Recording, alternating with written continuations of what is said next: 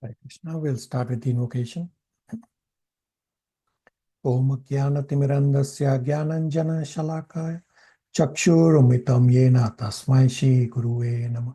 Shri Chaitanya Manobhistam Stapitam Yena Bhutale Swayam Rupa Kadamayam Tadati Swapadantikam.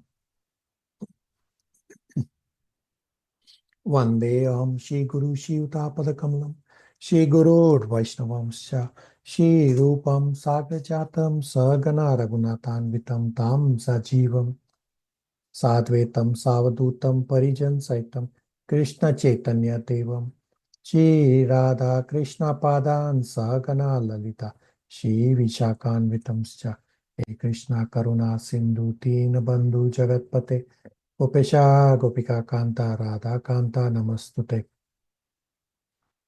Tapta Kanchana Gaurangi Radhe Vrindavaneshwari Vishabhanu Sutadevi Pranamami Hari Priye Vanchakalpatarupascha Kripa Sindhu Bevacha Patitanam Pavanebhyo Vaishnavebhyo Namo Namah. Jai Shri Krishna Chaitanya Prabhu Nityananda Shri Advaita Gadadhar Shri Vasadi Gaur Bhakta Vrinda. Hare Krishna Krishna Krishna Hare Hare Hare Rama Rama Rama Hare Hare. Hare Krishna. Thank you all for coming. So today we will cover Bhagavad Gita chapter 2 verses 60 to 64, and after we complete these verses then I will answer the inquiries submitted by the devotees. The inquiries are more than what we'll complete today, so rest of the inquiries I will answer in our subsequent classes. But before we begin, I will bring up on screen the plan to rearrange the class times. So let's bring up the slide and see.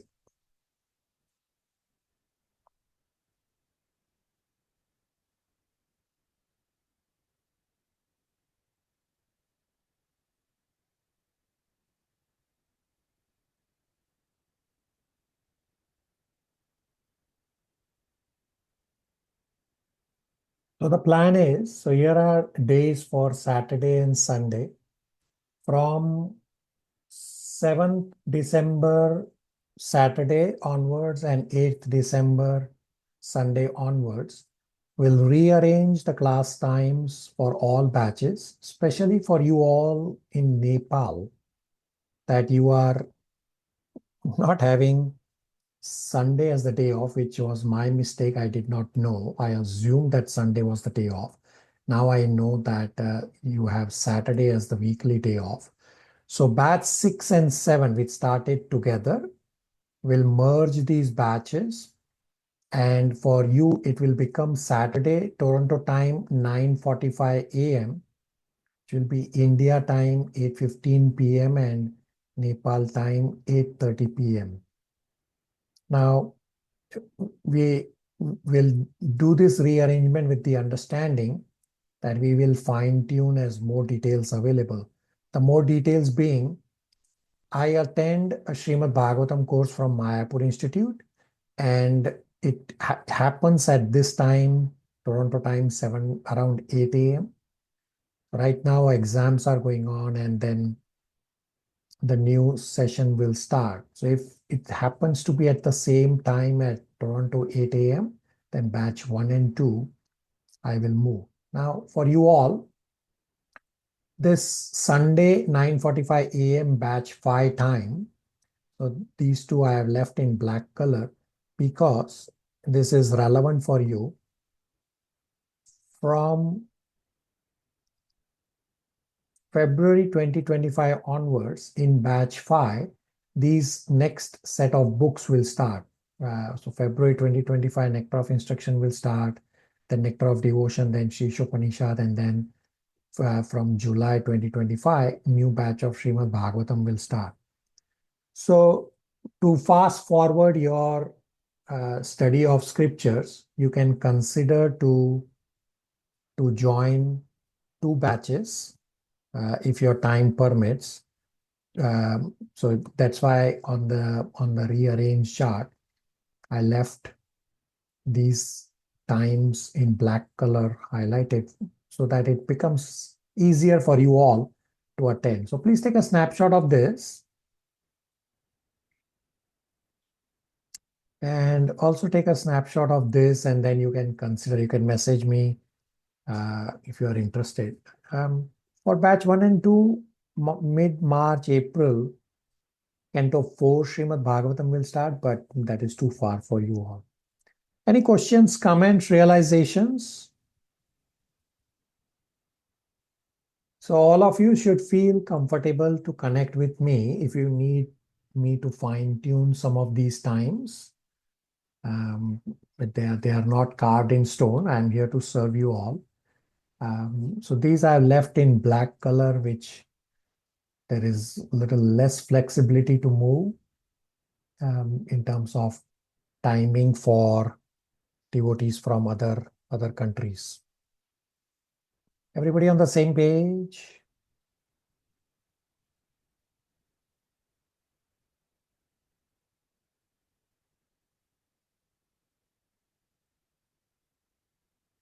Okay.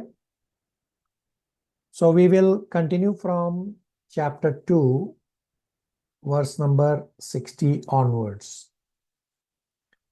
Let's see. Malti, 2.60 translation. Are you able to read?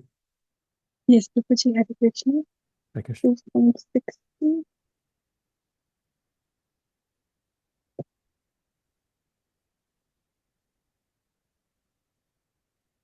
The senses are so strong and impetuous, O Arjuna, that they forcibly carry away the mind even of a man of discrimination who is endeavoring to control them. Hare Krishna. So in this verse, Krishna is not talking about ordinary materialistic people. Rather, Krishna is talking about transcendentalists and yogis who have discrimination, who can understand the difference between matter and spirit. The yogis who understand higher reality, plus who are striving to achieve such higher spiritual reality. Even for such yogis who are trying to control themselves, who may also have some level of sense control, but the senses are so wild that they drag away the mind of even such advanced transcendentalists and yogis. In Bhagavad Gita 3.42, the correct hierarchy is given that soul is at the top. Soul is supposed to give instruction to intelligence. Intelligence is supposed to give instruction to mind. Mind is supposed to give instruction to senses, and that's how the senses should connect with sense objects properly for spiritual advancement. We connect to sense objects through our senses. Example, we see something beautiful, or we want to eat something delicious. Now, these senses are all connected with the mind. Mind is the center of all senses, which is explained in 15.9 Bhagavad Gita with the analogy, just as the 5 fingers on our hand are centered around the palm. So palm is the mind and the 5 fingers are the senses. That's how the mind is the center of the senses. Now, we all may have also experienced that as we strive for sense control, we can see and feel that the senses are dragging us. The senses make us helpless. We discussed in our previous class also that senses are our weak points in our body. Now, here's a question for all of you. Advanced devotees and spiritual masters do not get bad thoughts. That's why they have senses in control. Is this a true statement? Everybody, please answer.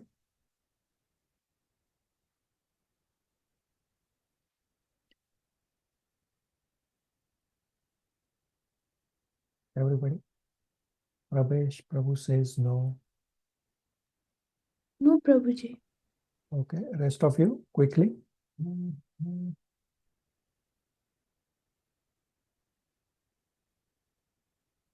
Quickly, everybody. Is this true that that pure devotees and senses, pure devotees and spiritual master do not get bad thoughts, therefore they have sense control? No, Prabhuji. Okay.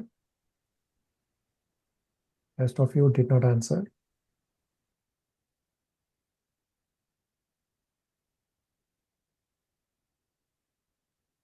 Okay, everybody should try to participate.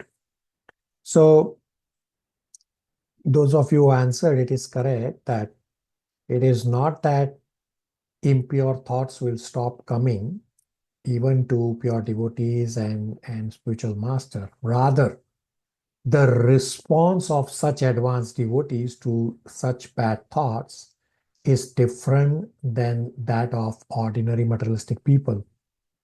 Serious pure devotees, the response to bad thoughts will be get lost, and materialistic people's response will be, oh, welcome, I was waiting for you.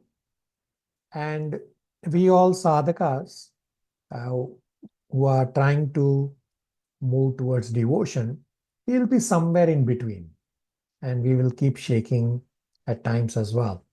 So both materialistic people and devotees are exposed to temptations. Materialistic people are exposed more because they seek out temptations.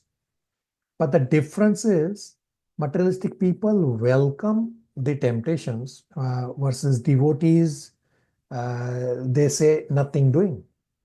Even if we get bad thoughts, does not mean we have to fall down. We have to drive out these bad thoughts by filling our mind with Krishna. This way, the sadhaka, the devotees, move from materialism towards pure devotion. Now, it may be a long journey for some, but it is not impossible. Every time we say no to bad desires, we are growing stronger and coming closer to Krishna. Srila Prabhupada says, to get bad thoughts is not wrong, but to act on those bad thoughts, that is wrong. And therefore, Srila Prabhupada gives the definition of intelligence as, intelligence means to kill the thoughts before they grow into action. Everybody on the same page? Questions, comments, realizations?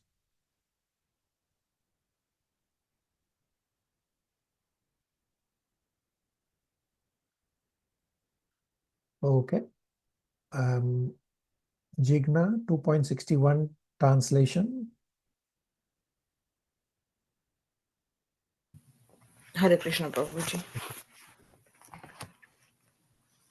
One who restrains his senses, keeping them under full control, and fixes his consciousness upon me is known as a man of steady intelligence. So this is the first place in Bhagavad Gita where Krishna is referring to himself, meaning he says, fixing the mind on me. Acharyas have explained that this is the first drop of bhakti that Krishna has dropped so far.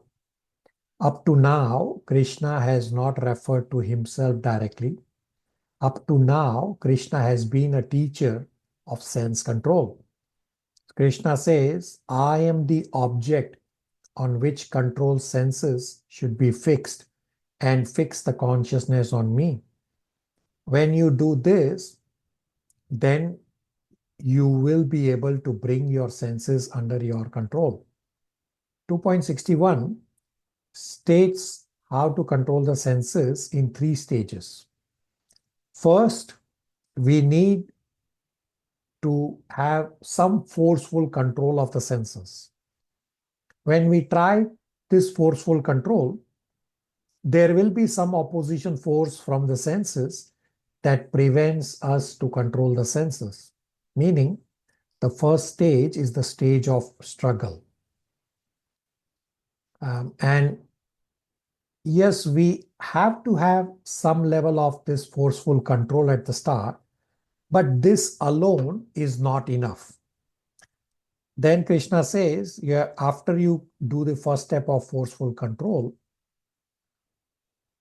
next step is you fix your mind and consciousness on Krishna. Then the third step will happen, that you'll have your senses in control. So to summarize, the step number 1 is little forceful control, which is a stage of struggle. Second is to concentrate your mind on Krishna. And third step becomes that this is how you conquer your senses.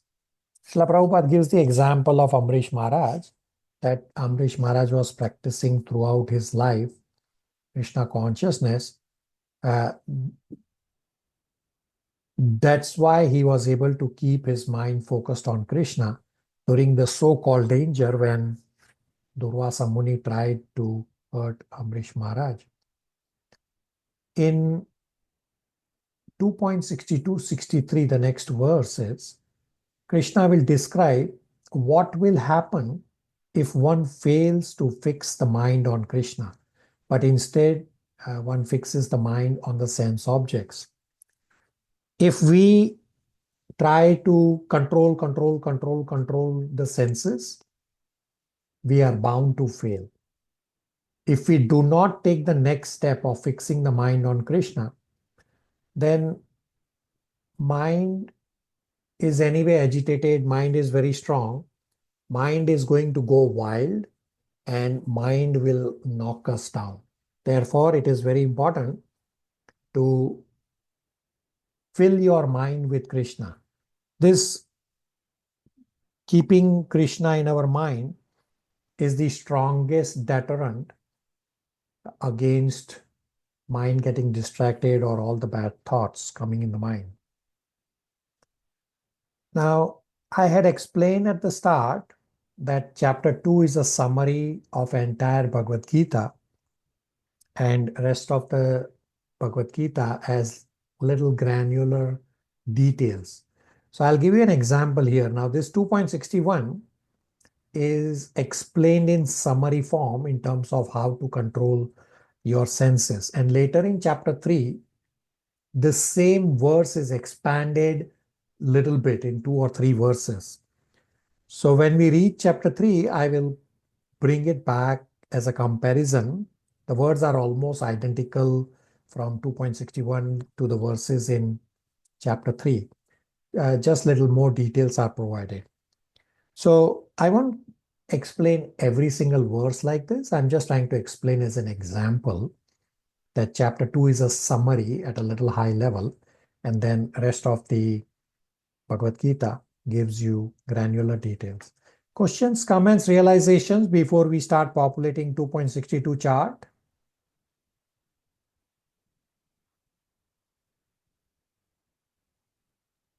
Hare Krishna, Prabhuji. Hare Krishna. Once started controlling their senses, it's not just one time. You have to control whole time. It's not one time thing. It can be done and you are Krishna conscious. Is it like that?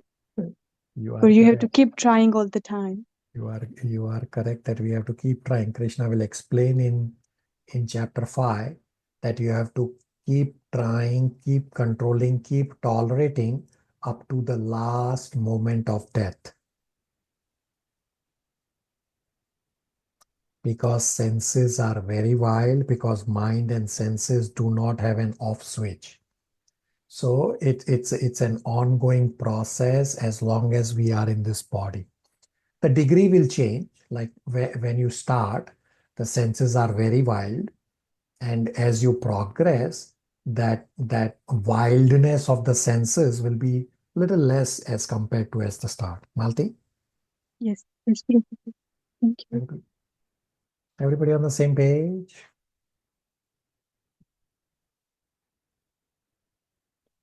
Okay. So everybody should have 2.6263 chart in front of you, and we will populate this chart. We'll spend a lot of time on this verse. It's a pretty heavy verse. So you have the visual of the chart on the screen. And first we will read the verses, and then we will come to discussing and populating this chart. Pravesh Prabhu, can you please read 2.6263 translations? Yes, Prabhuji. While contemplating the objects of the senses, a person develops attachment for them, and from such attachment, lust develops, and from lust, anger arises. 63. From anger, complete delusion arises, and from delusion, bewilderment of memory. When memory is bewildered, intelligence is lost, and when intelligence is lost, one falls down again into the material pool. So we will first populate the chart. We will come back and read this verse multiple times. So how it will work is on the screen. The boxes will get highlighted in yellow and you populate those boxes. So first is the title of this chart is Bhagavad Gita 2.6263 fall down process.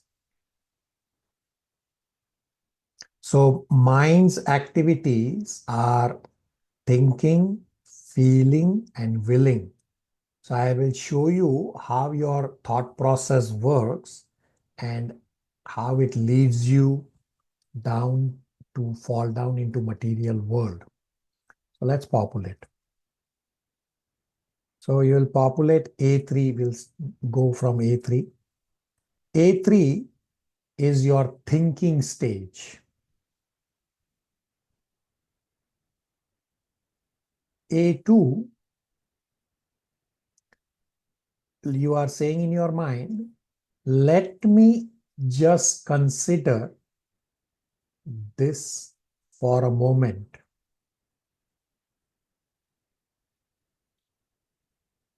And the boxes A1, B1, all the way to H1 is what the verse says. So Megha, I had sent this chart to everyone at the last class. So you do need to populate this chart. So if you don't have the chart in front of you, you can just write on a blank page with the box references. Megha, is that reasonable?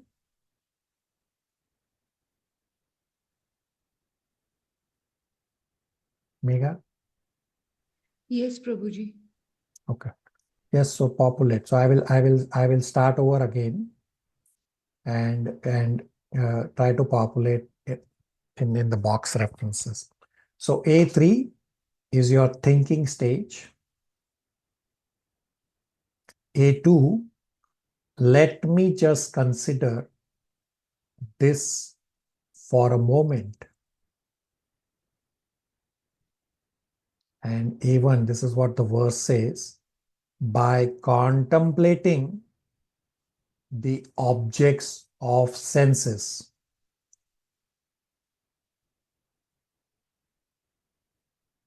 Prabhuji, just a clarity, you had shared this in the group because I was not able to find it there. I had given the chart in the class last time in the Zoom call. Okay. And those who listen to class recording, they would have received together with the class recording.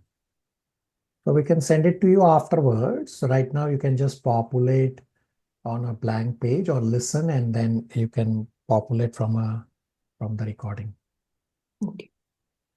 Prabhuji, what is E1 again? By contemplating? Which box, Sumnima? E1. Yeah. A1 is by contemplating the objects on the senses.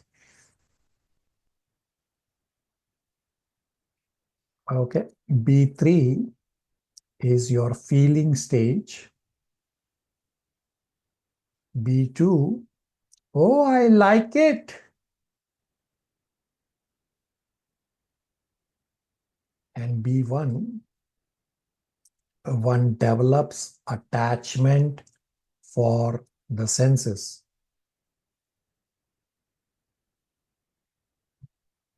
C3 is your willing and doing stage.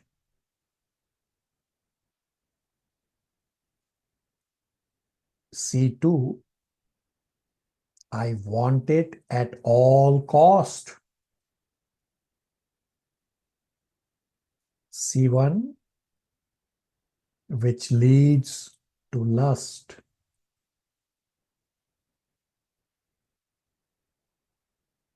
D2, who can stop me from getting it?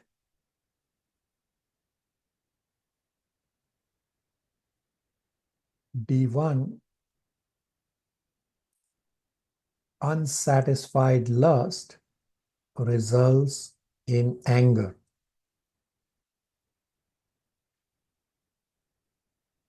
E2, confusion about what is good and bad. E1, then delusion happens.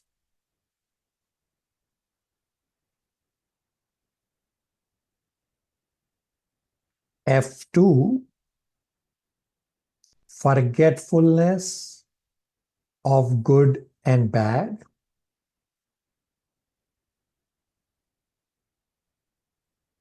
F1, then bewilderment of memory.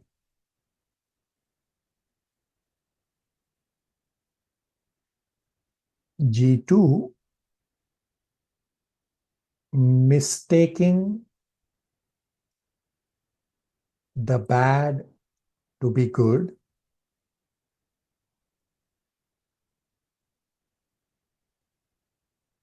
Then loss of intelligence. G1.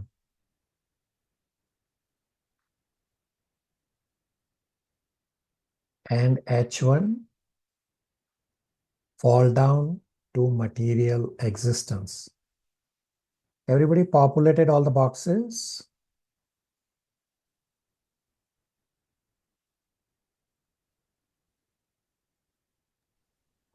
Hare Krishna Prabhuji, can you repeat B3, B2, and B1? Okay, B2, okay, is I like it. Which is the next box? So ask one box at a time.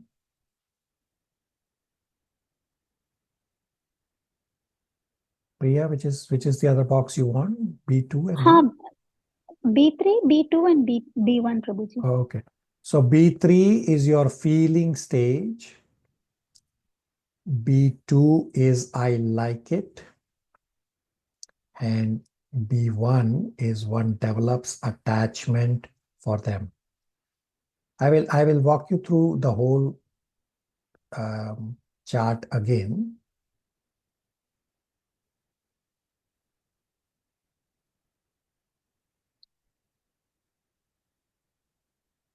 So the boxes A3, B3, and C3 are the mind's activities of thinking, feeling, and willing.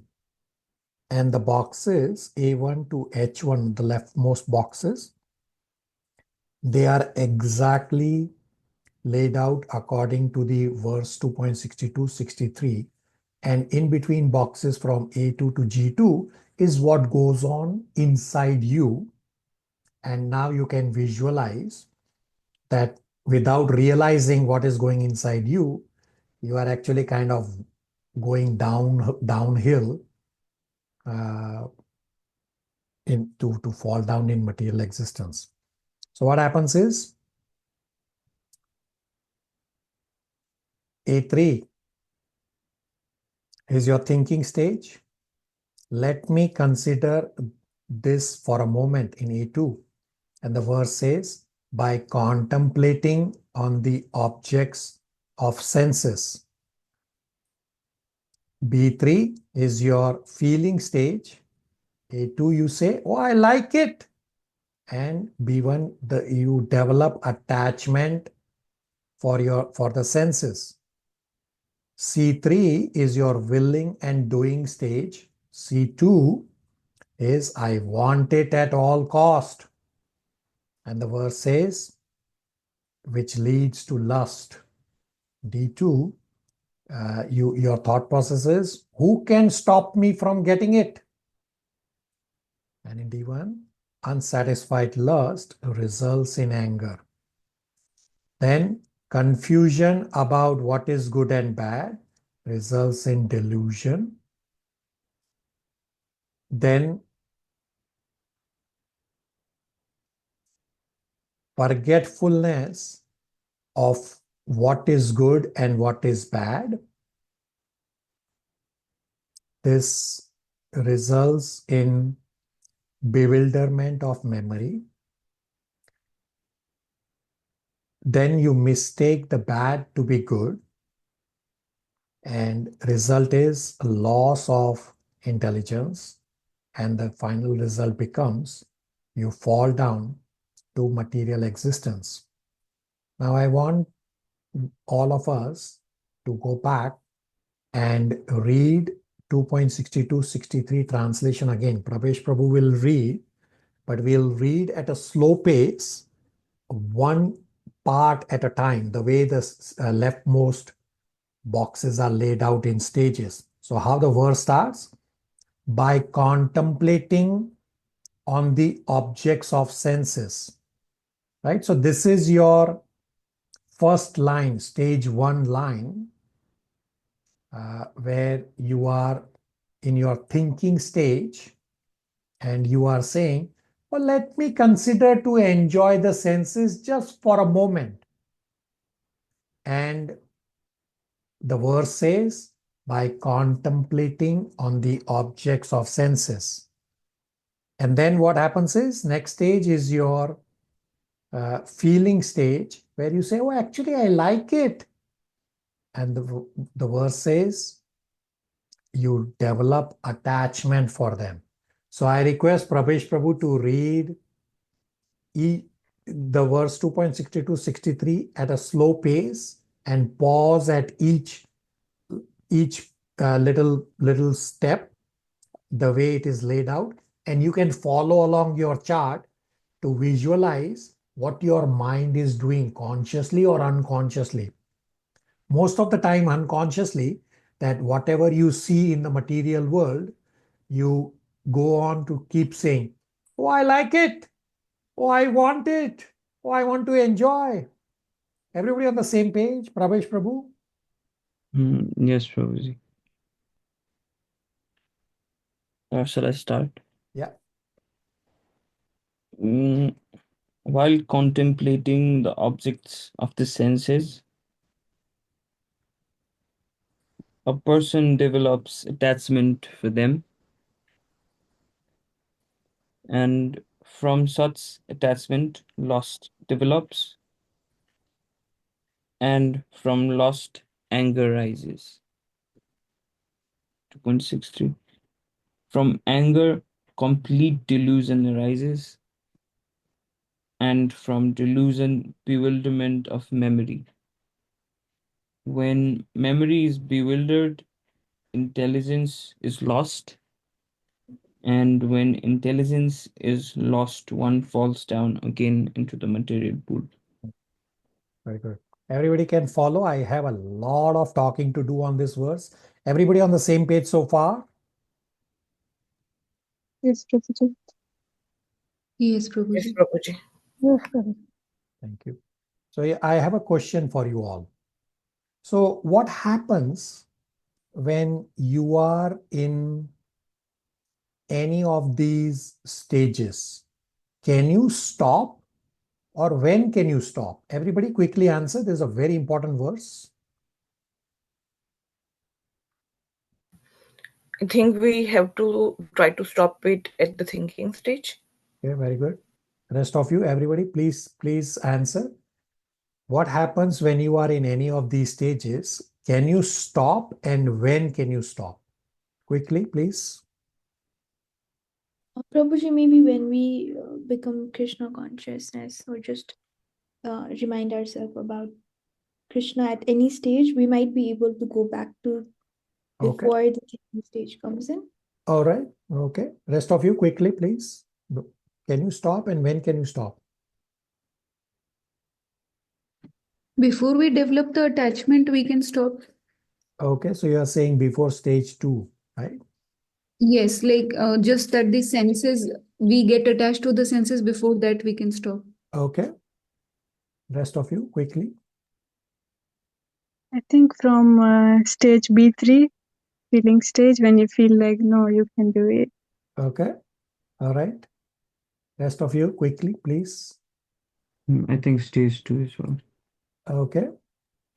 Stage 2, we can, through Krishna consciousness, we can change. Okay. Anybody left to answer?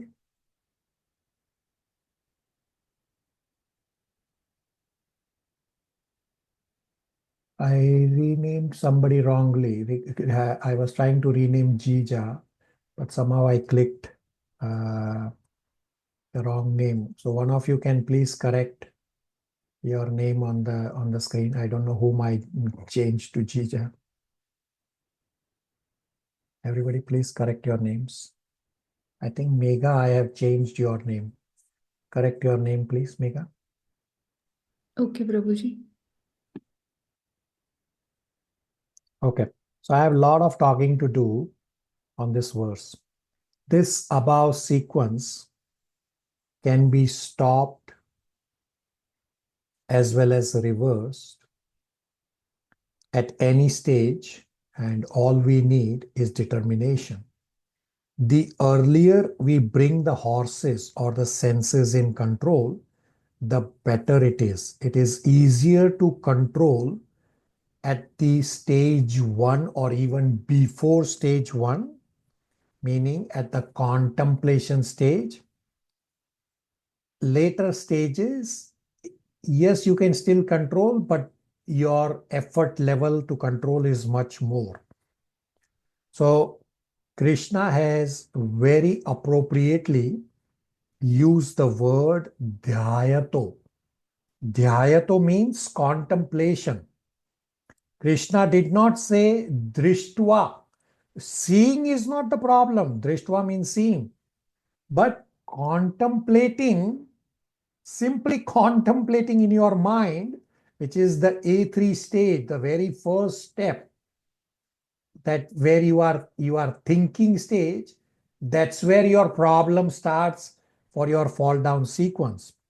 So I'll give you an example in terms of which is easier to stop. So say you are on top of a mountain and there is a little snowflake that is rolling down the mountain. If you break that snowflake right there, then it's easier to break that snowflake before the snowflake turns down the mountain and becomes a very big snowball. That big snowball will destroy anything and everyone on its path. Now, similar applies to our negative thoughts. When one desire comes in, stop it right there. No, I won't contemplate on it. And that would be the end of it.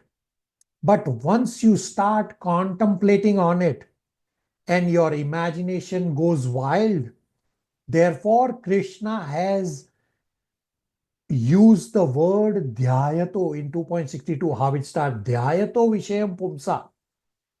We'll soon memorize this or recite this verse.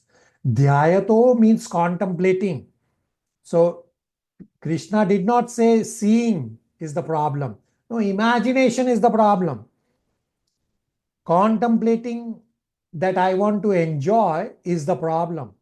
Now, what is the difference between seeing and contemplating? When we see something and we let our imagination run wild, that's when contemplation begins. Who gets imagination and who does not get imagination depends on past attachment. Example, a drunkard. He runs as if he's running an Olympic gold medal sprint as soon as he sees the wine or whatever he's addicted to drinking. The previous attachment may be sitting dormant, but when there is contemplation, those attachment gets awakened. Important point is that we need to avoid contemplation of sense objects. We don't have to suppress our imagination. Rather, we have to spiritualize our imagination. Example, instead of seeing anything and everything in the material world, we see the beautiful darshan of Gopinath. We do very nice services for Gopinath. And we consider how we can use our time to study scriptures and associate with devotees and serve devotees.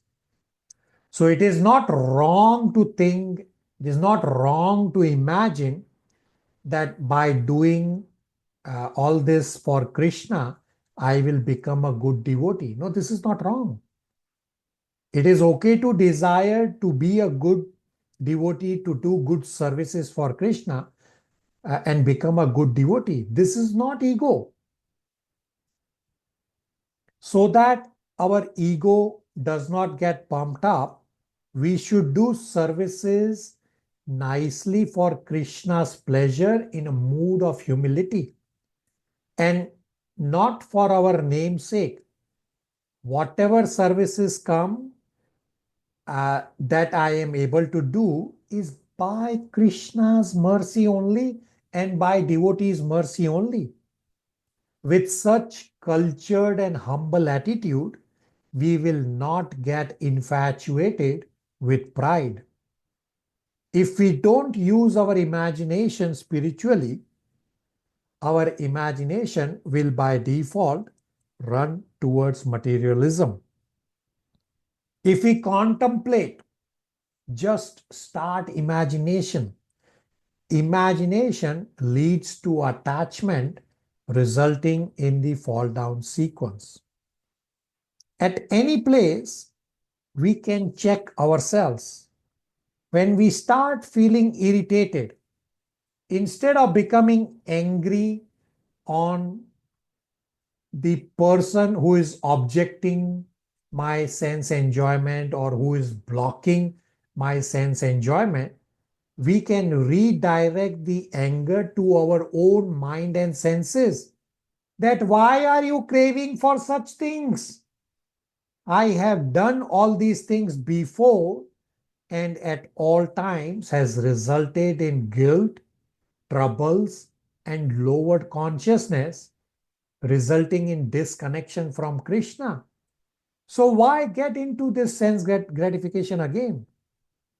When we engage in sense gratification, it steals our Krishna conscious taste because we come down to material consciousness, resulting in we cutting ourselves from spiritual consciousness. Therefore, it is important to redirect the anger to our own mind and senses that are creating the desire, and this is the way to purify ourselves and move from materialism to pure devotional side. I will pause here for any questions, comments, realizations before we read the verse in Sanskrit and English again.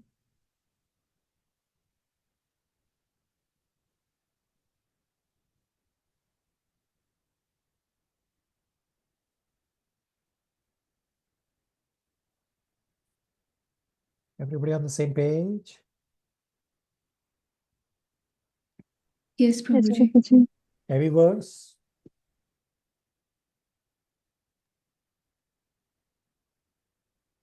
Okay. So I'll although 2.62 is not a key memorization verse, would you all like to recite this verse in Sanskrit? And then I will also give you a practical way to remember this verse. Would you all like to recite? Yes, Prabhuji. Yes, Prabhuji. Very good. Thank you. So you can follow the word for word also of this word, where the verse starts dhyayato, and Prabhupada said while contemplating, and visha means the sense objects. So I will first recite 2.62 verse. 2.62 dhyayato vishayam pumsa sangasteshu upajayate sangat sanjayate kama kama krodha abhijayate. Unmute yourself and recite one line after me, please. Dhyayato vishayam pumsa Dhyayato Dhyayato Visayam Vishayam Pumsa pumsa sangasteshu upajayate sangatesu Sangaste Puri upjayate Jayate sangat sanjayate kama Sangat sangat Sangat sanjayate Sanjayate kama Kama kama krodha abhijayate. kama Kama krodha Krodha abhijayate. Abhijayate. Very good. So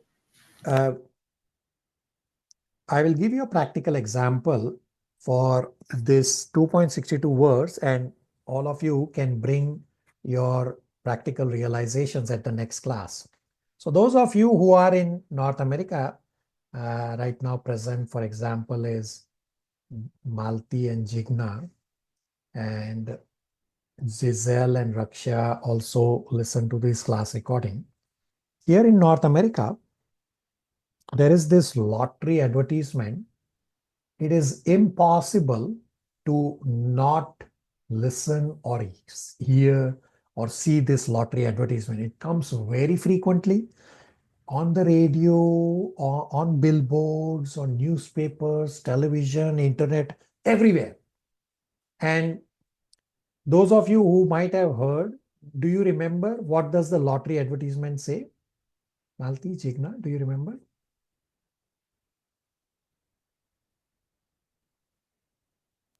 No, Prabhuji, I can't remember right now. Okay.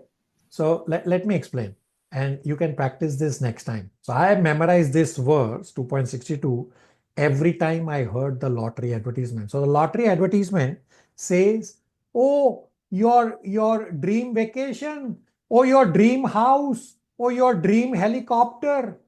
What are they doing? And the lottery advertisement actually ends, oh, we have a dreamer. So what the lottery advertisement is doing is making you dream, and that's exactly the word dhyayato. That you are contemplating on the sense objects means you are wanting to enjoy something.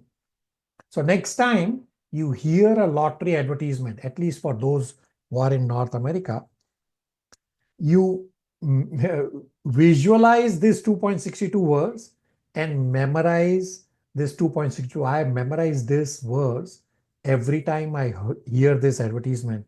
And now every time I hear this advertisement, I actually chuckle, because that's what the advertisement, the lottery advertisement, is trying to do, to make you dream, to imagine pleasure when you haven't even bought the lottery ticket. Everybody can practice this. Those of you who are in other countries, you may have something similar, but at least for those in North America, everybody can practice. Yes, Prabhuji.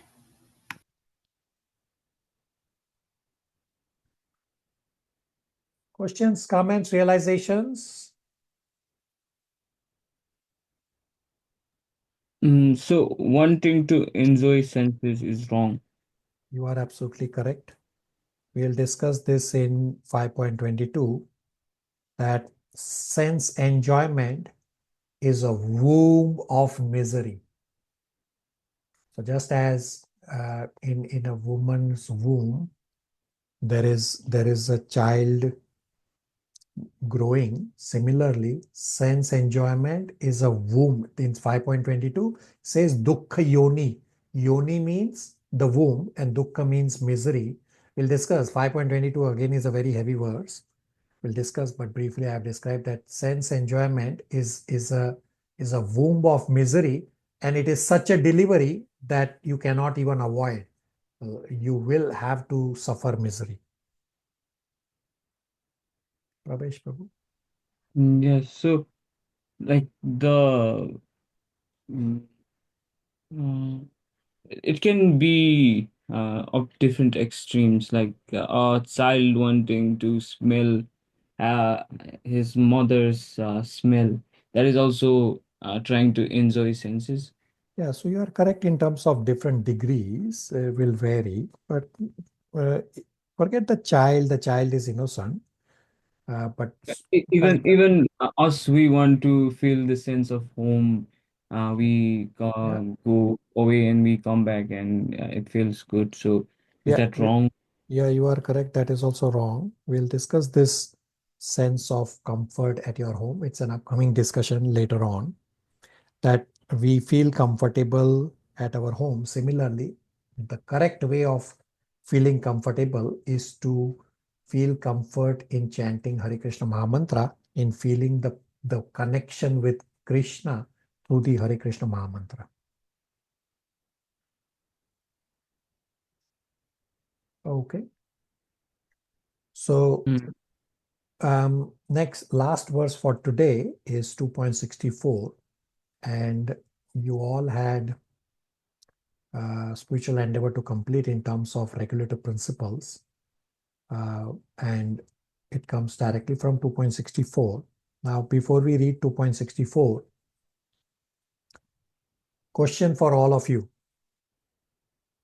So the fence around your home or the main door of your home, is it a restriction or is it a protection? Everybody quickly, please. Protection. It's a protection, Prabhuji. Okay. Is it, for whom is it a restriction? Outsider or stranger. Yeah, very good. Very good. Have this thought in mind, and we will read 2.64. Megha, are you able to read 2.64 translation? Yes, Prabhuji. 2.64. But a person free from all attachment and aversion and able to control his senses through regulative principles of freedom can obtain the complete mercy of the Lord. Prabhupada says regulative principles of freedom. So you all thought that this was a boring Bhagavad Gita class. Anybody thinks this is a boring Bhagavad Gita class? Yes, no? No, Prabhuji. No, Prabhuji. So No. many of the things that the scriptures ban are actually harmful for us. By giving up all the things that scriptures are asking to give up, we become purified and we keep ourselves out of trouble. We also get purified when we get higher taste and we connect ourselves with Krishna. By giving up all the things that the scriptures are asking us to give up, we stop further impurities in us. Simultaneously, by chanting the Hare Krishna Mahamantra, the sound vibrations purify us further. Srila Prabhupada therefore uses in the translation regulative principles of freedom. Generally, we think of regulations or discipline or restrictions as something negative, meaning something deprivation of freedom. But regulations can also be protection. Important point is, what is one looking for? If we are looking for godless sensual enjoyment, then the rules and regulations of ISKCON will seem restriction for us.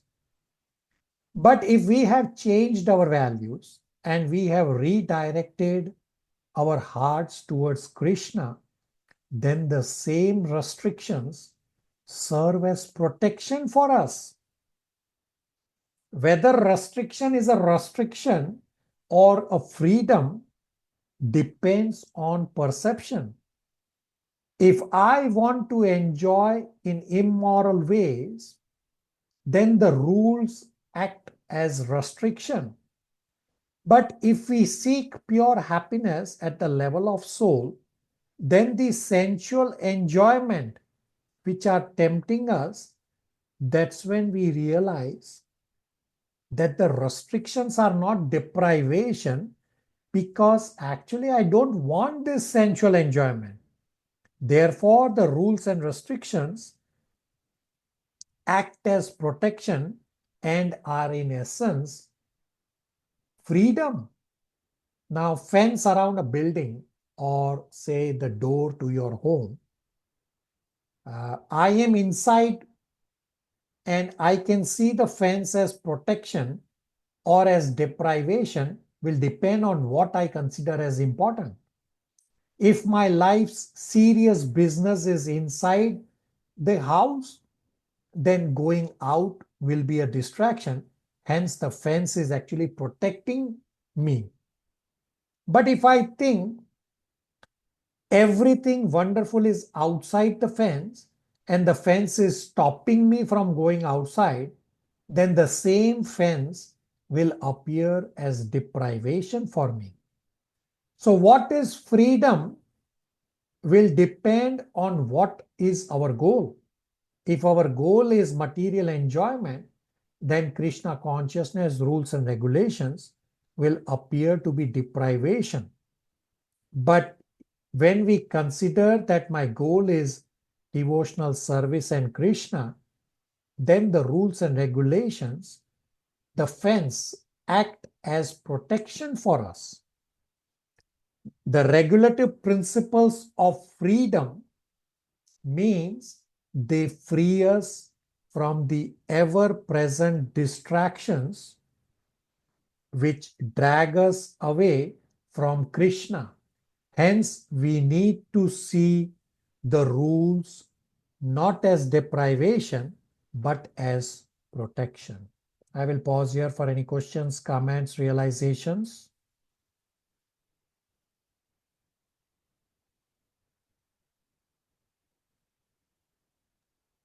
So, Prabhuji, I feel that these regulative principles are a kind of guidelines for us in how to live, and they always help us rather than feeling that they are binding us. I think they're liberating us. Yeah, very good. Correct understanding. Absolute correct understanding.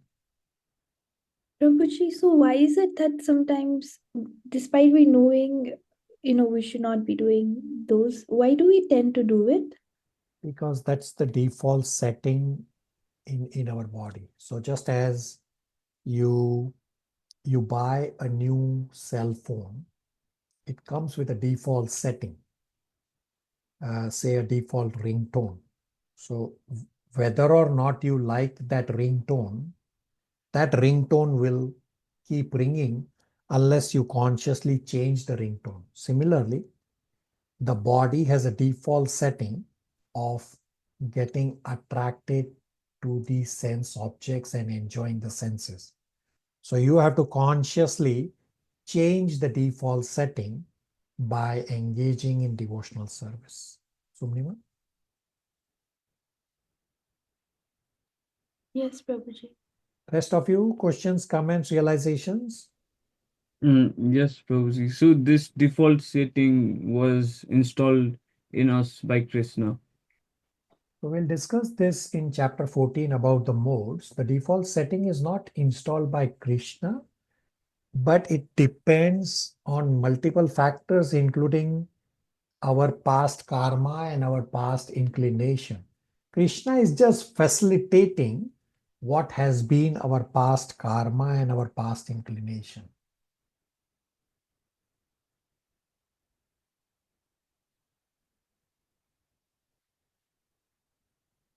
Ramesh Prabhu, does that help you? Yes, somewhat. All I'm right. waiting. Okay. So I will bring up on screen. So many of you correctly answered this question about regulative principles. Thank you all for your super excellent endeavor. So this summary of the regulative principles slide is summarized by Shivangi from previous batch. At some point, you may connect with her. And those of you who are from Toronto area, you may connect with her when we go for services next time. You can thank her. So I will briefly summarize, and you can, of course, take a snapshot of what's there on the screen. So regular principles are meant to help us cut out activities that are detrimental to our spiritual Krishna conscious practices. The regulative principles are not to restrict us, but they are meant to transform us. So what are the 4 regulative principles in ISKCON? No meat eating, no illicit sex, no gambling, and no intoxication. Plus simultaneously, no onion and no garlic also. And I'll briefly explain all this. So no meat eating is meant to cultivate the quality of compassion for all living entities. No illicit sex is to help us disentangle from bodily attachment, because engaging in sex is for sense gratification at the bodily level. No gambling is again meant to cultivate honesty and not to agitate the mind, because when whosoever gambles, they want more and more and more.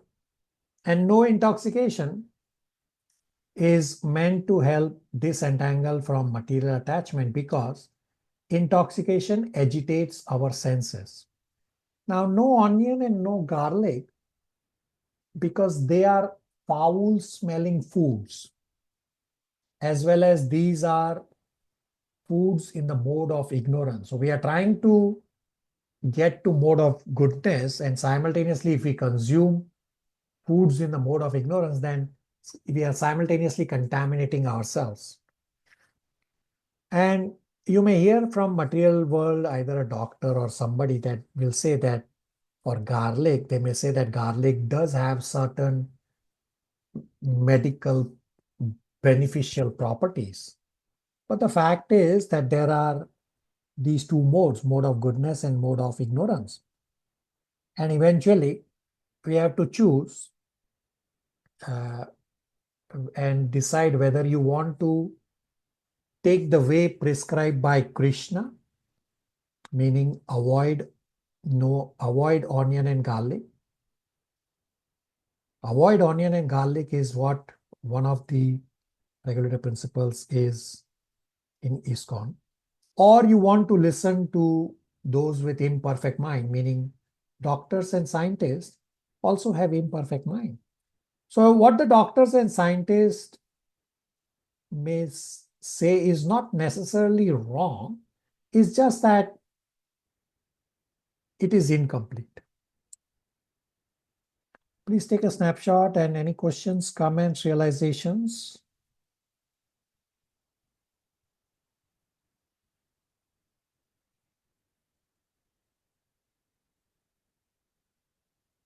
So from this 2.64 onwards is Krishna's response to Arjuna's 4th question in 2.54. Arjuna asked 4 questions. The 4th question was, Kim Vrajeta? How does he engage his senses? And the answer is from 2.64 until 71, almost towards the end of chapter 2. So we just started. We will not cover any more verses today. Now, anybody has any question before I explain the next point? Prabhuji, can we read about these 5 regulative principles in Bhagavad Gita also? So in Bhagavad Gita, what you have on screen is essentially the essence. So try to just take a snapshot of this and read.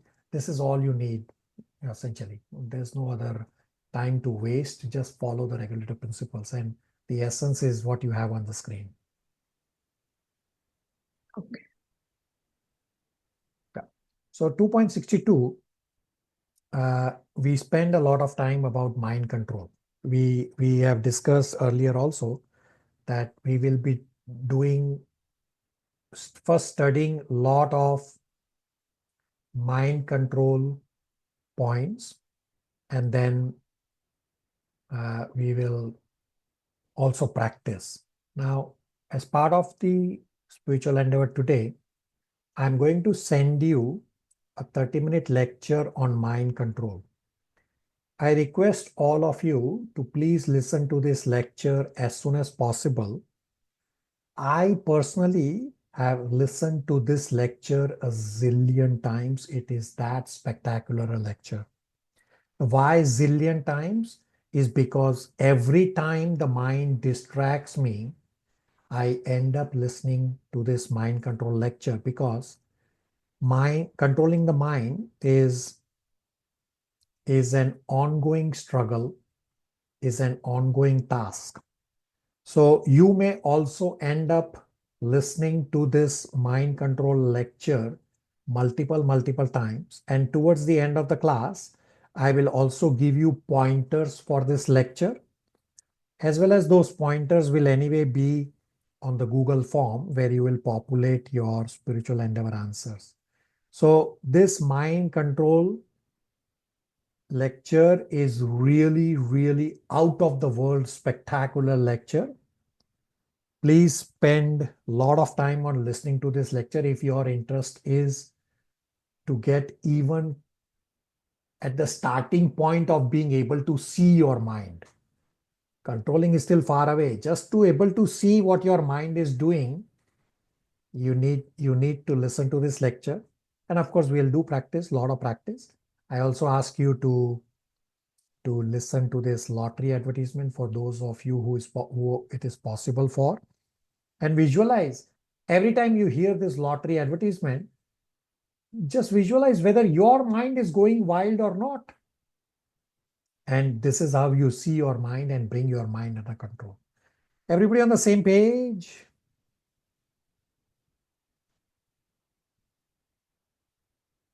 Yes, Prabhuji. Thank you. So now I will answer inquiries submitted by devotees. Now I have inquiries running up to number 34.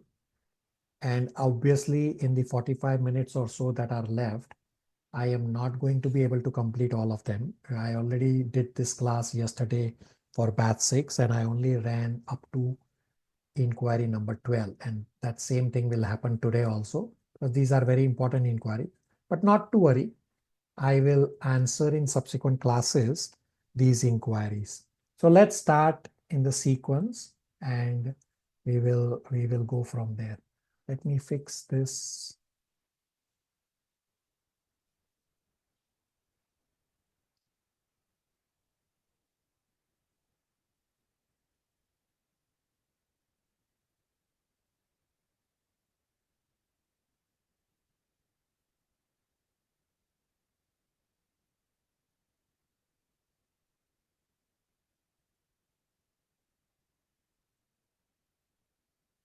Bear with me for a minute.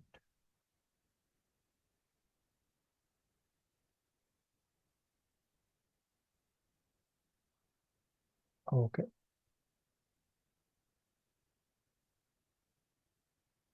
Okay.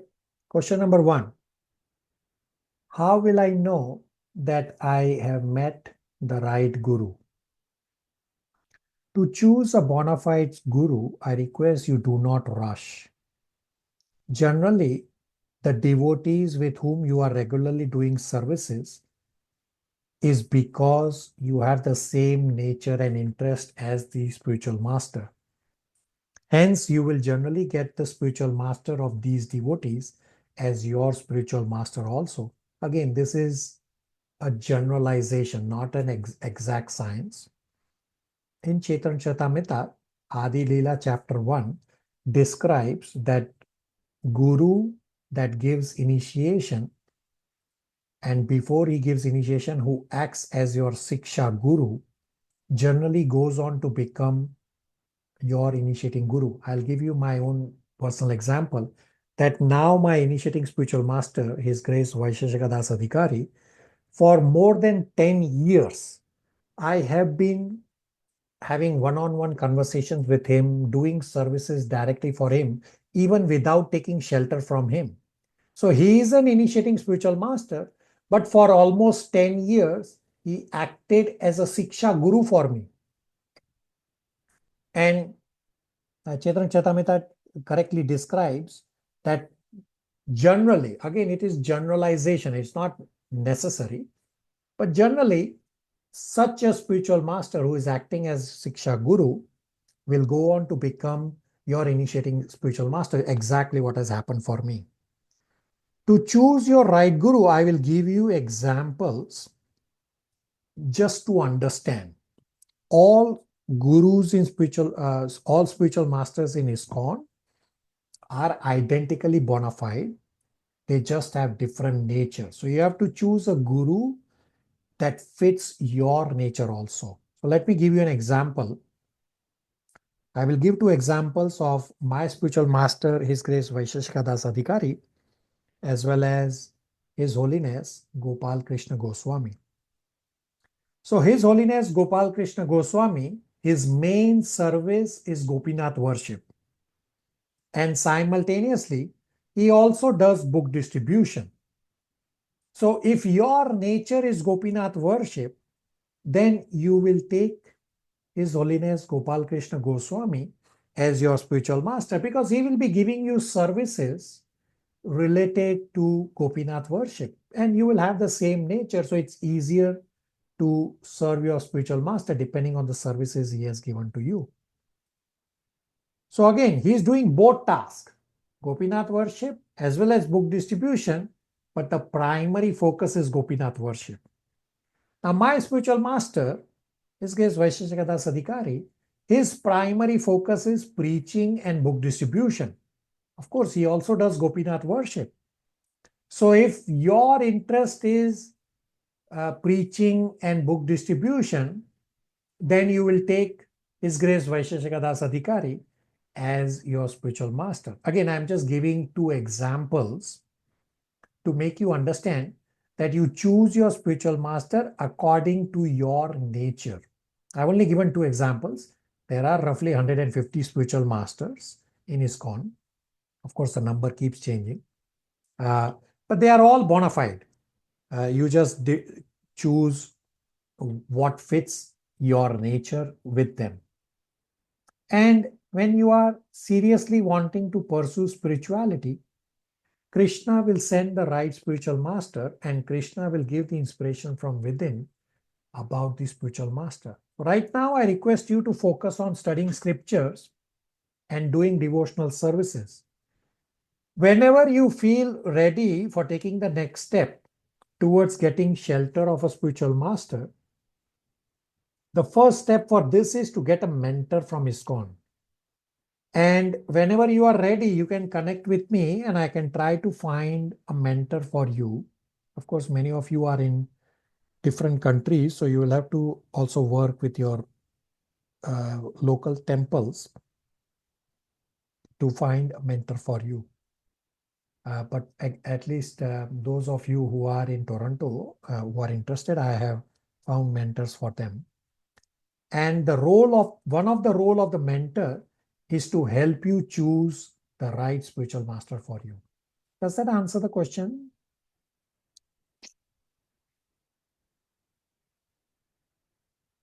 Yes, Prabhuji. Thank you. Question number 2. Whether transcripts of the lecture is available. So to get caught up on your notes, you can please get class recording from me or Sumnima. Transcripts are not available. Bhagavad Gita 2.56-57, Kim Prabhaseta. Please explain. We discussed this at great length, that Kim Prabhaseta, or characteristics of speech of such a Nishkam Karma Yogi, is answered in 2.56-57.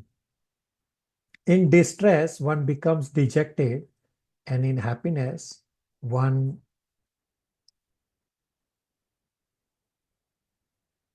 thinks of getting more. So the Sthita Prajna is steady. The Sthita Prajna, or the Nishkam Karma Yogi, does not become dejected in distress, and he does not get excited in happiness. Happiness generates more desires. I want more, more, more. And misery, when misery comes, I think, why is this happening to me? But Sthita Prajna is unaffected in either happiness or distress. And speech is determined by our thoughts. So because the Sthita Prajna is steady, therefore he is not excited, he is not agitated, therefore his speech will be gentle and thoughtful, as well as on the path of Krishna consciousness. And Prabhupada explains that about the word upheaval, that upheaval generally refers to bad, but Prabhupada refers to upheaval for good also, because anything that distracts us from Krishna consciousness is an upheaval. Therefore, upheaval for good things also is referred. Does that answer the question?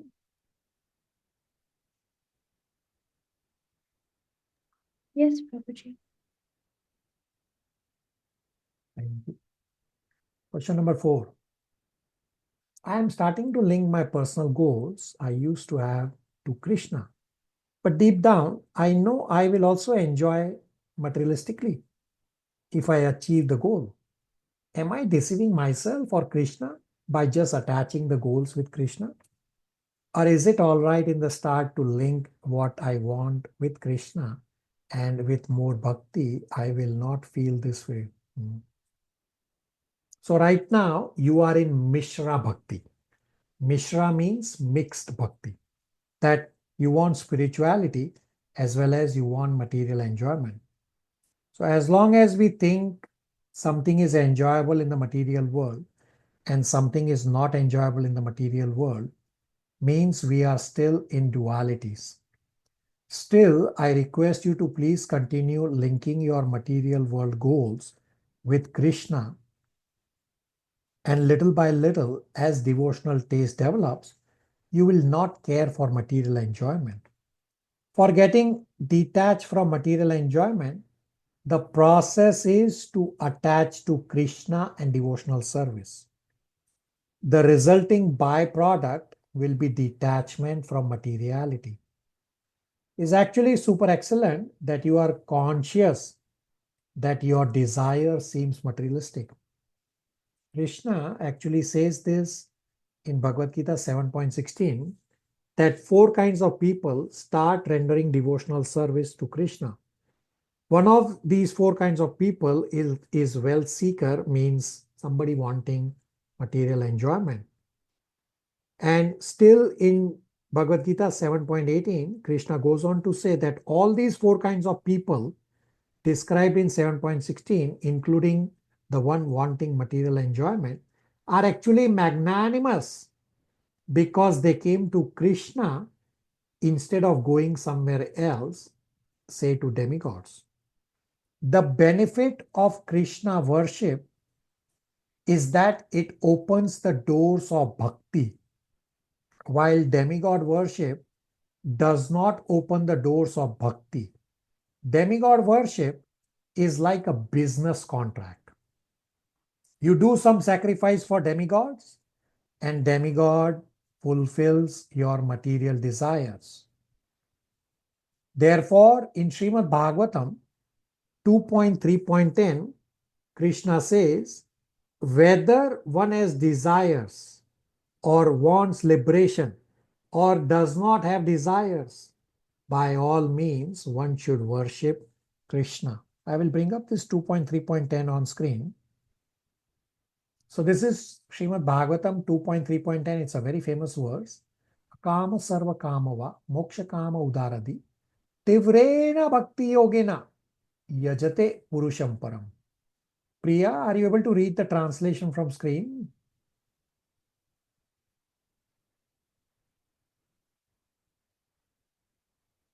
Hare Krishna, Prabhuji. A person who has a broader intelligence, whether he be full of all material desire without any material desire or desiring liberation, must by all means worship the Supreme Whole, the personality of Godhead. Does that answer the inquiry? Yes, Prabhuji. Okay. The next question. Does Bhagavad Gita provide any guidance on how to understand or view LGBTQ plus or all these various gay individuals? Srimad Bhagavatam 3.20.26 is a direct reference calling such people as demoniac because they were born together with demons. So in Srimad Bhagavatam, Canto 3, Chapter 20, describes various components and various individuals, how they got manifested as part of the secondary creation by Brahmaji. And all those people who have, if a man has attachment for other man or a female has an attachment for other female, then they are demoniac because they were born together with demons. So I will bring up on screen. So this is 3.20.26. Sumnima, if you can please read the translation and the purport. Translation. Lord Brahma, approaching the Lord, addressed him thus: My Lord, please protect me from these sinful demons who are created by me under your order. They are influenced by an appetite for sex and have come to attack me. Purport. It appears here that the homosexual appetite of males for each other is created in this episode of the creation of the demons by Brahma. In other words, the homosexual appetite of a man for another man is demonic, and it is not for any sane male in this ordinary course of life. Hare Krishna. Does that answer the inquiry?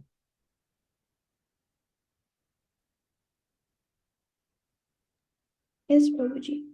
All right, it's always Sumnima. Everybody should participate. Okay, question number 6. At times of distress, sometimes I feel that I should very soon develop my Krishna consciousness and should go to Krishna Loka after my prescribed duty ends and should not get this material life again. Is this the step towards Krishna consciousness or sense gratification that I feel during distress? I'm confused.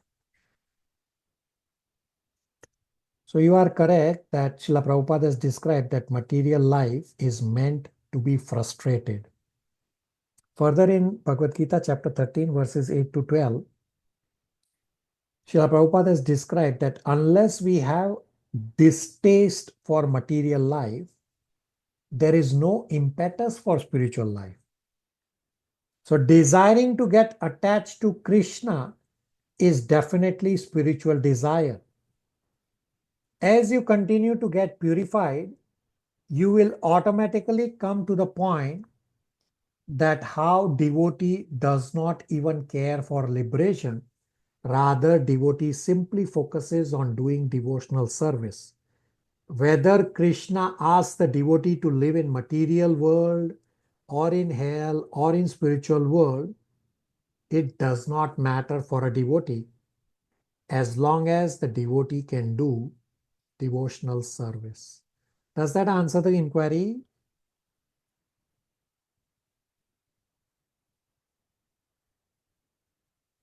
All right, thank you.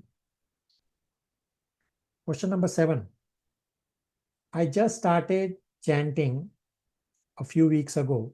Overall, I felt a positive change. But how can I concentrate while chanting? This concentration while doing japa is a work in progress for many devotees, including myself. It's actually super excellent that soon after you starting to do your japa, you already realize that the mind is out of control. So this ability to see the mind is the first step to control the mind and get the mind to focus on japa. We discussed a lot about the mind today also in 2.62 verse, plus the homework lecture about mind control is very relevant, and a lot of practice is coming up in terms of those who are physically around me here in Toronto. of how to be able to see the mind during your day-to-day activities. It's coming up practice. So far, we are in the theory part. Of course, little practice also we have done, and I've explained. So there's a lot of discussion on controlling the mind is coming up, what we discussed today also. So once you have somewhat control on the mind, the quality of the japa improves. Many devotees from previous batches have stated that their quality of japa increased from our Srimad Bhagavatam discussions. So at the start, I showed this slide to you, which is there on the screen, that for batch 5, from February 2025 onwards, these other sets of books will start, say Nectar of Instruction, Nectar of Devotion, Sri Upanishad, and in July 2025, a new batch of Srimad Bhagavatam will start. So you can consider to join these additional classes simultaneously so that your spirituality is fast forward and your quality of japa increases. And this has been explained by devotees from the previous batches that Srimad Bhagavatam helps to control the mind and the senses much easier than any other process. And of course, in batch number 3, Srimad Bhagavatam has started recently. We have so far covered 3 chapters and in 11 classes. So you can consider whatever works best for you. In the interim, try to keep bringing your mind back again and again and again every time the mind distracts. Krishna says in 6.26 that the nature of the mind is to get distracted, meaning you cannot stop the mind from wandering. You just have to keep bringing the mind back. Also, try to listen to your japa consciously. And also, try to bring your mind back again on the japa at the word Hare Hare. So the word Hare Hare in the Hare Krishna Mahamantra comes twice. Our mind is so fragile, so flickering. You will notice that when you try to bring your mind back on the Hare Hare for the first time and the second time, within that split seconds, the mind gets distracted. So just as you chant Hare Krishna, Krishna Krishna, Hare Hare, bring your mind back here on the Hare Hare, and then Hare Rama, Rama Rama, Hare Hare. Again the Hare Hare, bring your mind back. Keep trying to do this, and little by little, the mind will focus on japa. But again, it's a work in progress because you can judge if your mind is flickering, that it gets distracted from the Hare Hare and again when the Hare Hare comes, well, it will obviously take some time. And also try to remember Bhagavad Gita key memorization verses or just the key words, just as we discussed today. Dhyayatah, that should stick on you. Dhyayatah means imagination, by contemplating on the objects of the senses. That should stick on you. Just remember these key words or the whole verse, and you try to bring your mind back again and again, because by remembering Krishna's words, you are trying to put Krishna in your mind, and Krishna's presence in your mind is the strongest deterrent against the mind getting distracted. Now, instead of doing all your japa at once, to improve the quality of your japa, you can pause after doing 1 round or after doing 2 rounds, and in between, you can read 1 verse of Bhagavad Gita. By reading 1 verse of Bhagavad Gita, you are trying to surrender to Krishna via Krishna's words, and the presence of Krishna in the mind through the Krishna's words is the strongest deterrent from the mind getting distracted. Do these points help in improving the quality of japa?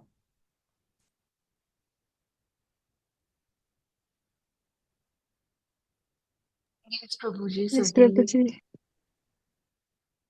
Okay, thank you. But all of you should try the joining the other batch, if your time permits, to fast forward your scriptural study and to improve the quality of japa. The Srimad Bhagavatam, many devotees from the other batch have said this, that Bhagavatam has been uh, very helpful in improving the quality of japa. All right. Question number 8. What can we learn from Arjuna's compassion while following or not following his duty? So we do need to have compassion for all living entities. It's a required quality to develop.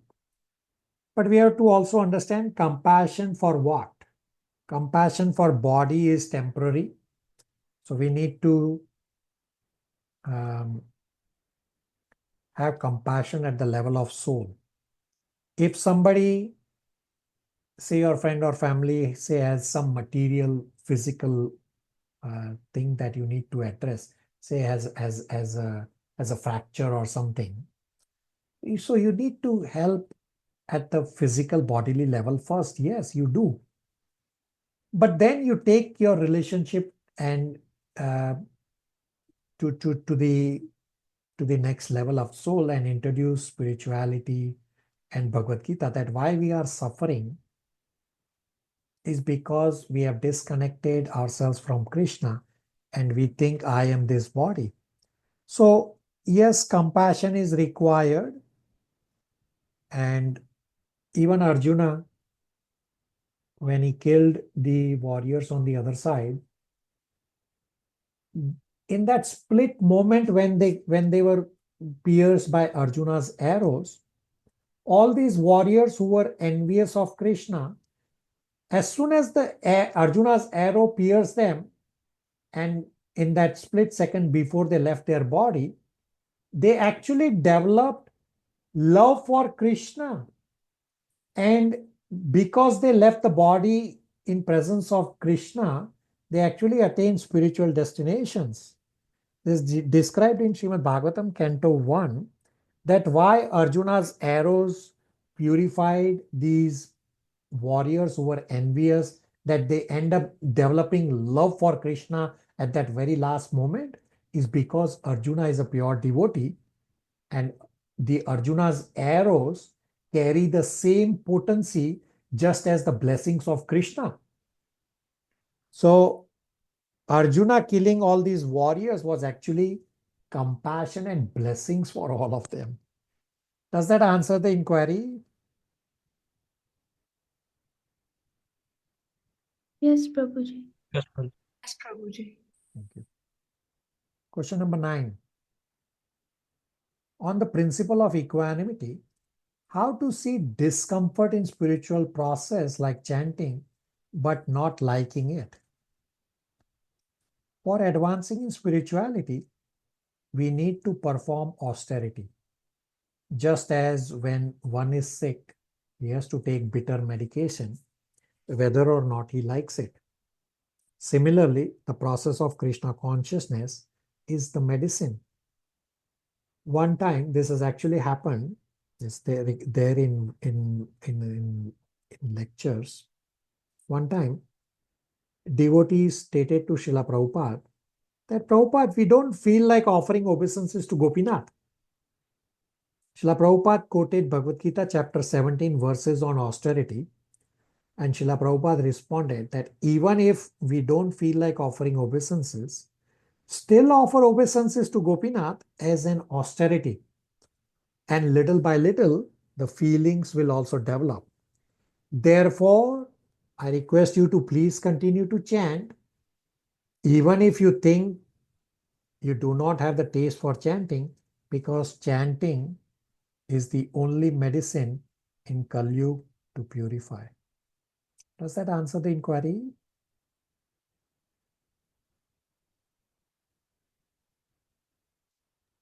Yes, Prabhuji. Thank you. Question number 10 is a loaded question, heavy question. can you please explain how one can get liberation by following Sankhya Yoga? So in Srimad Bhagavatam, Canto 3, Devahuti asks almost similar question to Lord Kapila. Lord Kapila is Krishna himself, and Lord Kapila appeared as the son of Kardama Muni and Devahuti. Devahuti's question is, what kind of bhakti should I perform to easily attain your lotus feet? And Lord Kapila answers that bhakti beyond the modes is the bhakti suitable to attain Lord's lotus feet. Lord Kapila appeared to explain Sankhya philosophy to the world through his mother Devahuti. So Lord Kapila did not explain normal Sankhya. Lord Kapila explains devotional Sankhya. This is there in Canto 3, chapters 25 to 33. They are pretty heavy chapters. So Sankhya means analytical study of matter and elements. And in devotional Sankhya, besides the analytical study of Sankhya, meaning the material energy, one more thing we study is Purusha and Prakriti and their relationship, that Lord is Purusha, the only enjoyer, and Prakriti is enjoyed. Bhakti without material desires means senses are engaged in Lord's service and mind is spontaneously and exclusively dedicated to the Lord. Such spontaneous bhakti can be developed either by Vaidhi sadhana bhakti or Raganuga sadhana bhakti. Vaidhi sadhana bhakti means following rules and regulations, where the impetus for following spirituality is that someone has given instructions to me to follow. I do not have spontaneous attraction to Krishna. Raganuga, on the other hand, means I have natural attraction to Krishna. No one needs to tell me to chant 16 rounds, and no one needs to tell me to follow the rules and regulations. I spontaneously follow all these and do devotional service. So Srimad Bhagavatam, Canto 3, chapter 26, verse number 72 has the summary of the answer to this question number 10. Just the last line. So I will read the last line. So this is Srimad Bhagavatam, Canto 3, chapter 26, verse 72. The last two lines says, the analytical study of the elements of material nature and the concentration of mind upon the supersoul are the sum and substance of Sankhya philosophical system. The perfection of this Sankhya Yoga culminates in devotional service unto the absolute truth. Does that answer a super heavy inquiry?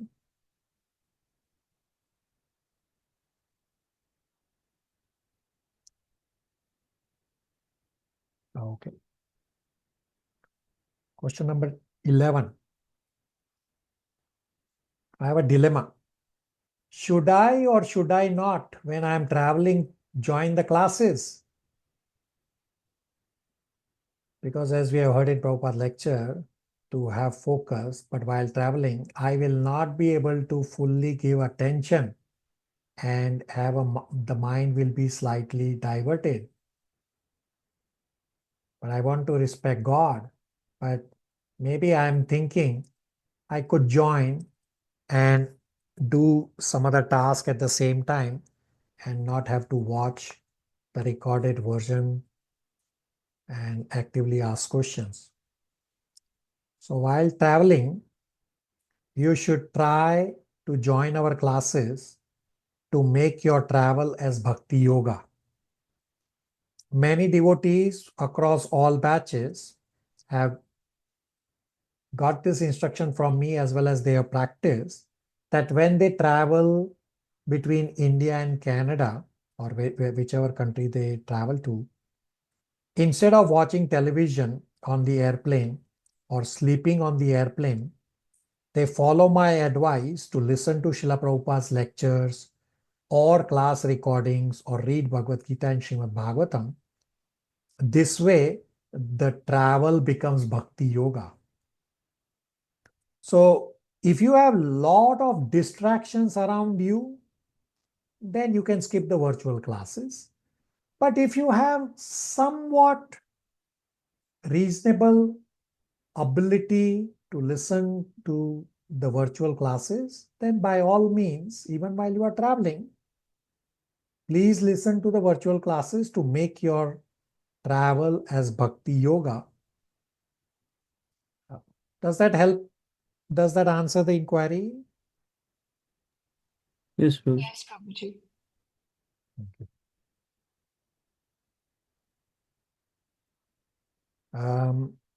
We'll cover the last question today. Is it all pleasure or pain, or how is it like in Godhead? After leaving the material life, there's a super excellent inquiry. The devotee wants a visual of spiritual world. So I will bring up on screen Srimad Bhagavatam 3.30.7, which is a direct answer to this question. So there are families and relations in the spiritual world. The consorts are many, many times more beautiful than the apsaras in heaven. But because everyone is always engaged in devotional service, they do not get agitated sexually in the spiritual world. Srimad Bhagavatam 3.30.7 is the direct answer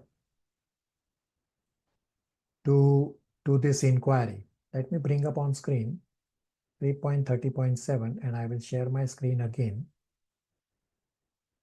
And I will get one of you to read the translation and purport.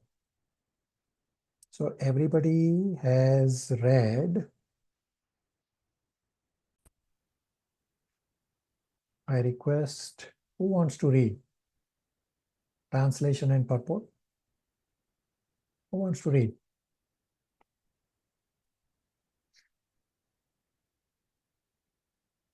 Whosoever, quickly.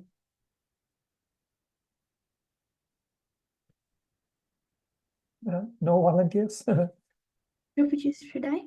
Yeah, go ahead. Translation. Although he is always burning with anxiety, such a fool always performs all kinds of mischievous activities with a hope which is never to be fulfilled in order to maintain his so-called family and society. Purport.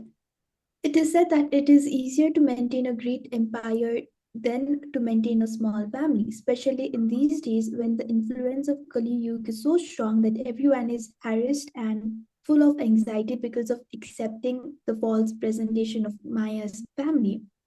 The family we maintain is created by Maya. It is perverted reflection of family in Krishna Loka. In Krishna Loka, there are always family, friends, society, father, and mother. Everything is there, but they are eternal. Here, as we change bodies, our family relationships also change. Sometimes we are in a family of human beings, sometimes in family of demigod, sometimes a family of cats, or sometimes family of dog. Family, society, and friendship are flickering, and so they are called asat. It is said that as long as we are attached to this asat, temporary non-existing society and family, we're always full of anxiety. The materialists do not know that family, society, and friendship here in this material world are only shadows, and thus they become attached. Naturally, their hearts are always burning, but in spite of all the inconvenience, there's still work to maintain such false families because they have no information of the real family association with Krishna. Hare Krishna. Okay, very good. So there are families, friends, society, father, mother, everything in the spiritual world, but they are all eternal. Material world is just a shadow. Does that answer the inquiry? Direct answer to question number 12? Yes, Prabhuji. Thank you. Yes, Prabhuji. Okay. So I will not cover more questions. All your questions are recorded with me. The questions run up to 34 in number. Thank you all. Thank you for your so much mercy on me. All your inquiries are your mercy on me because I get to research and talk about Krishna Katha. You can visualize that I am bringing references from scripture. So I do have to research and get answers to your inquiries. So thank you again for all your inquiries. So I won't cover more verses and I will not answer more questions today. I will answer rest of the questions in our upcoming classes. So right now, I will give you spiritual endeavor. Please take note. I will give you for the 30-minute mind control lecture, I will give you pointers. These pointers are anyway there on the Google form that I will be sending you. So spiritual endeavor number 1, listen to the 30-minute very important mind control lecture as soon as possible. You probably would like to listen more than once. So the pointers for the mind control lecture on 2.6263 are: first, why to train the mind. Second, how temptations of mind overpower.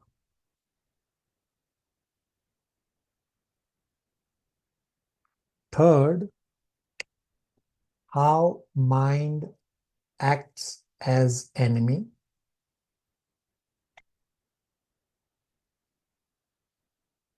Fourth,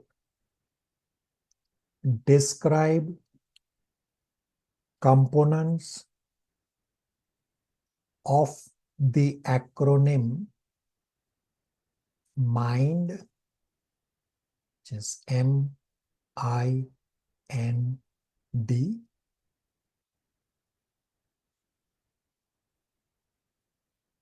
Fifth, when to control the mind.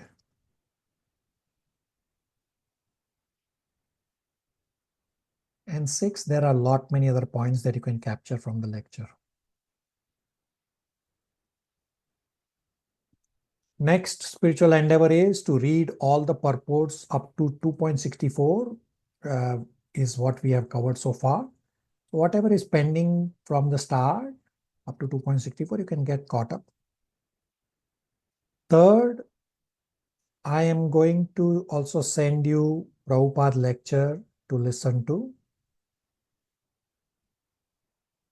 So listen to Prabhupada lecture also. So we have discussed that the process is to hear from pure devotees, and Prabhupada is a pure devotee. So I am giving you relevant lecture to what we are discussing so that whatever we are discussing gets solidified. Sumnima? Prabhuji, is it all right to listen to Prabhupada's lecture while doing our chores? Yeah, that is actually perfect. It's not just, that is perfect. We'll be doing this practice for our mind control. So start by memorizing verses. So devotees here in Toronto will be doing this practice, and I will simultaneously also explain to devotees, those who are physically far away. So start first by memorizing verses and you will realize that the mind is agitated. So I will explain. But again, you can continue to listen to recording if that's your preference. Doesn't hurt. I will explain all these steps. So memorizing verses is step 1, and listening to Prabhupada lecture while doing household duties is step number 2. But you can continue with listening to lectures. Doesn't matter. I will explain step-by-step process also. You continue either way. Subnima? Yes, Prabhuji. I was just confused that about the same disrespecting thing that was earlier asked. So Yeah. So our goal is to be conscious of Krishna 24 hours, no matter what we do. So yes, we do have distractions. Yes, my mind is agitated, therefore it gets distracted. But Krishna conscious activities is the strongest deterrent. So listening to Prabhupada lecture is Krishna conscious activity. So continue. And as we progress, our mind control is going to be a ongoing exercise. I will explain as we go along. You continue, Sumnima, what works best for you right now. okay, thank you, Prabhuji. Okay. And the fourth endeavor is you have on screen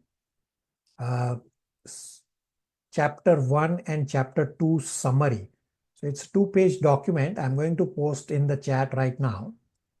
So you print this on a legal size page and we will populate. So next class, we will finish chapter 2, which is on 24th November.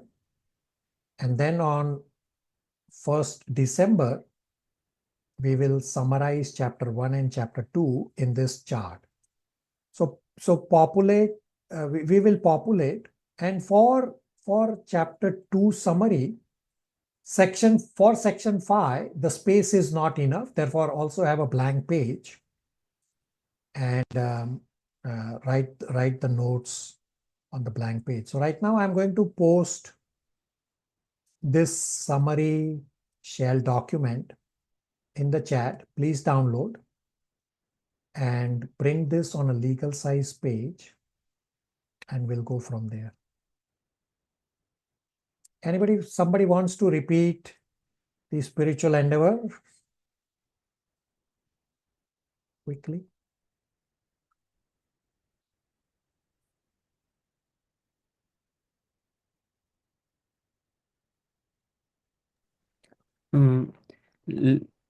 Number 1, listen to the 30-minute very important mind control lecture as soon as possible.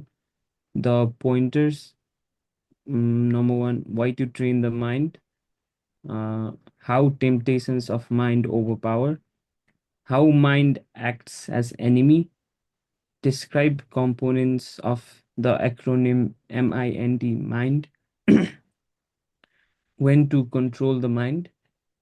There are a lot more other points that you can capture from the lecture. Number 2, read all the purports to 2.64 and get caught up. And number 3, listen to Prabhupada's lecture. Yeah, and number 4 is to print the chapter 1 and chapter 2 summary chart. Okay, very good. Any questions, comments, realizations before we stop for the day? Thank you, Pravesh Prabhu. That was super excellent. Hare Krishna, Prabhuji. Hi, Krishna. Is there any books available in the Veda base about Prabhupada or something about Prabhupada? So Prabhupada Leela Mitra is available, which is the autobiography of Prabhupada. So focus on first solidifying Bhagavad Gita instead of going here and there. Okay. There is unlimited scriptures available. Focus on basics first. Then rest of will make a lot more sense. But nothing wrong in your desire. But Prabhupada's Leela means the autobiography of Prabhupada is definitely everyone should read. In Srimad Bhagavatam Canto 3, it describes that whether you hear the pastimes of the Lord or whether you hear the pastimes of the pure devotee, the result is identical. So yes, have on your to-do list to read Srila Prabhupada's Lilamrita, but right now focus on basic scriptures first. If your time permits, by all means, read. I'm not stopping you. Yes, read. Yes. Thank you, Prabhuji. All right. Are we okay to stop here? We are just about very close to 7:15 a.m. here in Toronto, just 2 minutes away. Yes, Prabhuji. Hare Krishna, everybody. Hare Krishna.